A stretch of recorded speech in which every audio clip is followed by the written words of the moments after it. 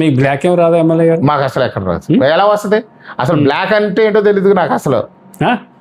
లేదు, ఎలా తెలుస్తుంది? నా బిల్లు నేను కాదండి, మీ దగ్గరకు వచ్చి ఒక ఆరుగురిని మీ ఛానల్కి హెడ్ ఆఫీస్ లో ఒక ఆరుగురు సెక్యూరిటీ గార్డులు పెట్టుకున్నారు. మీరు చెక్ ఇస్తారు నాకు, ఇంకా నాకు ఎలాగిస్తుంది? మాకు రాదు కదా. ఎమ్మెల్యేగా బ్లాక్ ఏం లేదా? ఎవడెత్తాడు అసలు? ఎమ్మెల్యే బ్లాక్ ఏంటి అసలు? నాకు ఈ డబ్బుల గురించి రాజకీయం వచ్చేలాగుంటే నేను వ్యాపారం చేసుకుంటాను, కానీ రాజకీయం నాకెందుకు? ఇందులో ఎవడెత్తాడు? ఎవరి దగ్గర తీసుకుంటాం మనం? అంత అవసరం నాకేముంది? అంత అవసరమే కాదు. నేను కష్టపడి పని చేసుకునే వాడి దగ్గర నేను డబ్బులు తీసుకుని ఏం చేస్తాను? ఇప్పుడు అన్ని డిపార్ట్మెంట్ ఎవడొచ్చినా లెటర్ పొలవ కింద గీసేస్తాం తప్ప ఎవరి దగ్గర మేము ఎప్పుడు ఆశిస్తాం. అలా ఇంకా ఏదన్నా మీరు ఎలాగ ఆశించాలన్నట్టుగా అతను ఇంకా డైరెక్షన్స్ ఇస్తుంటున్నాడు ఆ మాజీ ఎమ్మెల్యే. మీరు ఎలా తీసుకోవాలి, కానిస్టేబుల్ దగ్గర నుంచి డిఎస్పీ దాకా డబ్బులు తీసుకోవాలి, విఆర్ఓ దగ్గర నుంచి ఆర్డీఓ దాకా డబ్బులు తీసుకోవాలి, మట్టి అమ్మేయాలి, ఇసుక అమ్మేయాలి, ఇలాంటివి చెప్తుంటాడు. ఆయన అమ్ముతున్నాడు అంటాడు ఆయన మొన్న ఇంటర్వ్యూలో. ఆయన డైరెక్ట్ అన్నాడు. ఆయన అలవాట్లు ఏం చేస్తుంటాడు అంటే, పాపం ఎప్పటి నుంచి అలవాట్లు ఉన్నాయి ఆయనకి. లాస్ట్ 5 years ఆయన చేశాడు కదా, అలా జరిగిపోతుందేమో అని చెప్పి ఆందోళన చెందుతూ ఉంటాడు ఆయన. నిజానికి నేను అలా అనుకోండి, ఇప్పుడు 4 కాంట్రాక్ట్లు తెచ్చుకుంటే నాకు డబ్బులు వచ్చేస్తాయి. ఇవన్నీ చిన్న చిన్న అన్ని చేసుకుని ఇవన్నీ నేను ఒకటే ఆలోచిస్తాను సార్, సింపుల్ గా. ఈ వేళ ఒక వ్యక్తి దగ్గర 10 రూపాయలు డబ్బులు తీసుకుంటే రేపు అనే రోజు ఈ పదవి 5 ఏళ్ళు ఉంటుంది. మళ్ళీ పవన్ కళ్యాణ్ గారు ప్రజలు అవకాశం ఇస్తే మరో 5 ఏళ్ళు ఉంటుంది. కానీ మిగతా రోజులంతా ఈ ప్రజలతో గడపాలి నేను. వీళ్ళు నా అనేవాళ్ళు, నా బంధువులు, నా స్నేహితులు, మిత్రులు, నాతో పెరిగేవాళ్ళు, పోయేదాకా వీళ్ళందరూ నాతో ఉంటారు. రేపు పొద్దున ఈ పని కోసం ఈ డబ్బులు ఇచ్చాను అనే మాట అది వస్తే నేను భరించలేను. అవునా? భరించలేను. అంతా నాకెందుకు, నేను పెట్టి ఉండాలి కానీ ఒకటి దగ్గర తీసుకుని ఉండకూడదు అనే భావంతో ఉంటాను. మా తండ్రి సంపాదించిన ఆస్తి నుంచి ఆస్తి తీసుకోలేదు నేను. మా అన్నదమ్ములు పని చేసుకోమన్నాను. మా ఆవిడ కట్నం తెచ్చుకుంటే కూడా వాళ్ళే తీసేసుకోమని చెప్పాను నేను. నాకు వద్దని చెప్పాను నేను. ఎందుకంటే ఒకళ్ళ దగ్గర తీసుకోవడం నాకు ఇష్టం ఉంటుంది, నేను పెట్టడం మాత్రమే ఇష్టం నాకు. అలాంటప్పుడు ఈ వేళ తీసుకుంటే ఒక సమ్మెక్స్ దగ్గర ఈ వేళ ఒక 1,00,000 రూపాయలు కానీ తీసుకున్నట్లయితే రేపు పొద్దున నాడు ముఖం చూసినప్పుడు వీడి దగ్గర 1,00,000 రూపాయలు పలానా టైంలో తీసుకున్నామనే బాధనే నేను క్యారీ చేయలేను. అందువల్ల నాకు ఇష్టం లేదు అది. అందుకే నేను ఎవరి దగ్గర ఏమి తీసుకోను, ఎవరు ఎలాంటి ఆఫర్లు ఇవ్వడానికి కూడా నా దగ్గర రారు. అది అభివృద్ధి ఎంత చేశారు మీరు ఈ 2 సంవత్సరాలు? ఇప్పుడు వరకు రోడ్లు ఇదిగా కానీ చూస్తే 300 కోట్లు రోడ్లకి ఇచ్చామండి. అవునా? 300 కోట్లు ఇచ్చాం రోడ్లకు. పవన్ కళ్యాణ్ గారు ఇచ్చారండి గ్రాంట్స్. పవన్ కళ్యాణ్ గారు ఇటు R&B కూడా వచ్చింది కదా గవర్నమెంట్ నుంచి కూడా. మంచి రోడ్లు వేసాం, ఇంకా కొన్ని రోడ్లు ఉన్నాయి, త్వరలో అవి కూడా వేస్తాం. సాగునీరు సమస్య మాక్సిమం ఏమన్నా? సాగునీరు ఇంకా చేయాల్సినటువంటి అవసరం ఉందండి. కొంతవరకు చేస్తున్నాం. ఇప్పుడు వరకు డెఫిషియన్సీ లేకుండా వాటర్ను సప్లై చేయగలిగాం, కానీ ఇంకా కూడా కొంచెం సూరంపాలెం రిజర్వాయర్ ఒకటి ద్వారా నీళ్లు వచ్చేటట్టు చేయాలి. బురదకాలం ముంపు ప్రాంతం ఒకటి ఉంది, దాన్ని కూడా ఒక డ్రైన్ చేయాల్సినటువంటి అవసరం ఒకటి ఉంది. ఈ మేజర్ ఇష్యూస్. మీ జిల్లా ఇన్ఛార్జ్ మంత్రి ఇరిగేషన్ మినిస్టర్ గారు రామారాయుడు గారు ఏంటి, ఆయనతో మీ కోఆర్డినేషన్ బాగుందండి? ఆయన మంచివాడు, అందరివాడు. ఆయన అందరివాడు మంచివాడు కాదు, పని ఎంతవరకు చేయించుకోవాలి, పని బాగానే చేస్తాడు ఆయన. ఇప్పుడు ఏదైనా పని ఉందంటే ఇమీడియట్ గా రియాక్ట్ అవుతాడు. అందరికి ఎవరు ఫోన్ చేసినా ఆయన బాగా రియాక్ట్ అవుతాడు. అసలు ఆయన టైపే, ఎవరు చూసినా హెల్ప్ చేయాలి అంతే. మీరు ఏమన్నా డ్రైన్స్ కానీ కెనాల్స్ కానీ ఏమైనా నిధులు తెచ్చుకున్నారా ఆయన దగ్గర నుంచి?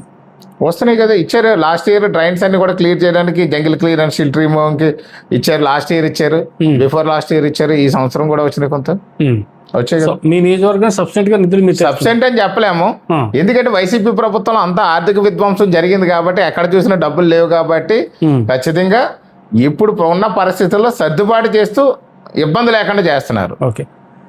ఈ పవన్ కళ్యాణ్ గారు ఏంటి హెల్త్ ఇష్యూ ఎలా ఉందండి ప్రజెంట్? బాగానే ఉంది. ఏముందండి, ఈ అభిమానులు మేమందరం ఏం చేస్తామంటే ఆయన ముందుకు వెళ్ళిపోతుంటే చేతులు పెట్టుకుని వెనక లాగేస్తారు. ఎక్కడ దొరికితే అక్కడ గిల్లేస్తుంటారు. కాబట్టి ఏదో చేతులు పట్టేసుకోవాలి, ఆయన లాగేయాలి, గోల్డ్ అయ్యి గిచ్చేస్తుంటారు.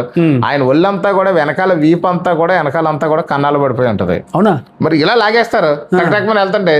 ఆ లాగేయడంలో ఇంకేమవుతుంది, ఇవన్నీ వెనకాల ఎవరో గోల్డ్ ఉంటాయి, కుర్రోళ్ళు యూత్ కదా, ఈ గోల్డ్ అయి పెంచుకుంటూ ఉంటారు.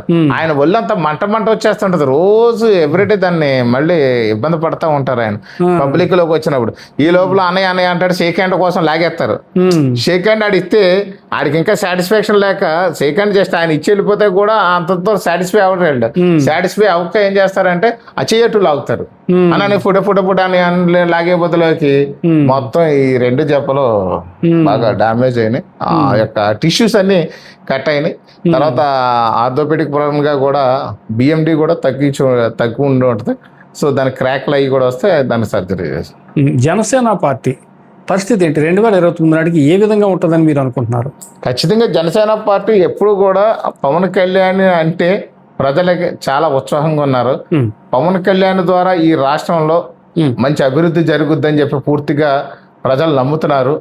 అలాగే జన సైనికులు, వీర మహిళలు కూడా ఏ రోజుకి ఆ రోజు వారు పెరుగుతూ ఉంటేనే ఈ రాష్ట్రం అభివృద్ధి చెందుద్దనే దాంతో ఉన్నారు. కాబట్టి ఖచ్చితంగా జనసేన పార్టీ వచ్చే ఎలక్షన్లో ఒక మంచి పొజిషన్లో. అంటే గత ఎలక్షన్లో 21 సీట్లు 100% స్ట్రైక్ రేట్. 29లో ఎన్ని సీట్లు పోతే అన్నీ వస్తాయని నమ్మకం ఉందండి?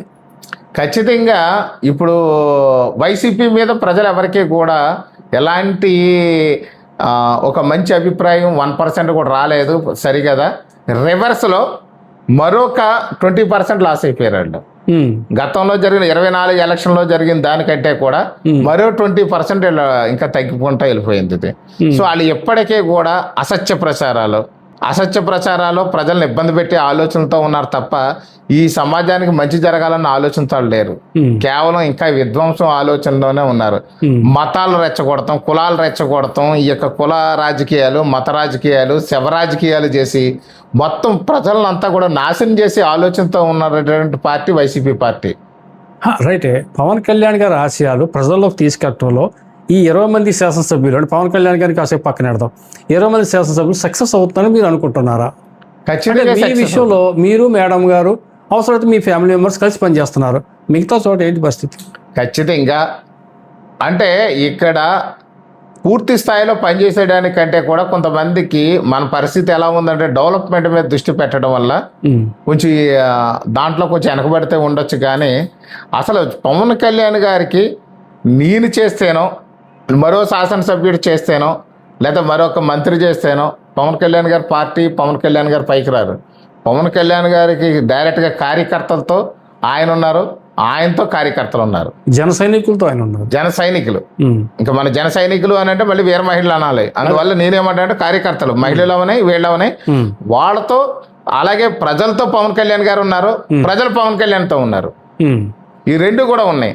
కాబట్టి మేము జస్ట్ పోస్ట్ మెన్ సర్వీస్, వారు చెప్పింది మేము చేస్తున్నామా లేదా అనేది ఇంపార్టెంట్ తప్ప ఈ యొక్క జన సైనికులు, వీర మహిళలు డైరెక్ట్ పవన్ కళ్యాణ్ గారు డైరెక్ట్ టు జన సైనికులు, వీర మహిళలు. ఈ 2 అయితే ప్రజలతో పవన్ కళ్యాణ్ గారు ప్రజలతో. అంతే తప్ప ఎమ్మెల్యే గురించి ఆలోచించడు ఆయన. ఎమ్మెల్యేని ఒక మనిషి నేను పంపించాను, అతను గెలిపించండి, నేను చెప్పినట్టు చేస్తాడు, చేయకపోతే వాడు తొక్కతీస్తానంటాడు అంతే పవన్ కళ్యాణ్ గారు. ఎమ్మెల్యేలు తప్పు చేశారు అనుకుందాం, ఓన్లీ జనసేన వరకే మాట్లాడదాం. పవన్ కళ్యాణ్ గారి రియాక్షన్ ఎలా ఉంటుంది? ఇంకా ఎలాంటి చర్యలకైనా పాల్పడతాడు ఆయన. ఆయనకి నా అనేవాడు, నా మనిషి అని అనుకున్నవాడు అసలు తప్పు చేయకూడదని ఆయన ఎప్పుడు ఆలోచనతో ఉంటారు. సో ఇప్పుడు గతంలో కూడా చూస్తే ఎవరైనా పొరపాట్లు చేస్తే కూడా వాళ్ళ మీద కూడా యాక్షన్స్ కూడా ఉన్నాయి. పార్టీ నుంచి డైరెక్ట్గా సస్పెండ్ చేసినటువంటి సిచ్యువేషన్లో కూడా కొంతమంది నాయకుల్ని సస్పెండ్ చేశారు. అలాంటి పరిస్థితుల్లో ఉన్న ఏకైక పార్టీ జనసేన పార్టీ. తప్పు చేస్తే ఎవరినైనా విడిచిపెట్టేస్తారు. మిమ్మల్ని ఎప్పుడైనా బాధపడ్డాడు? ఆ స్థాయి వరకు రాలేదు నేను. ఇంకా పొగిడేడా ఎప్పుడన్నా? ఆయన మామూలుగా అంటే నా సర్వీస్తో ఆయనకి ఇబ్బందులు రాలేదు. నేను చేస్తున్న సర్వీసు ఆయనకి ఇబ్బందులు రానివ్వను కూడా.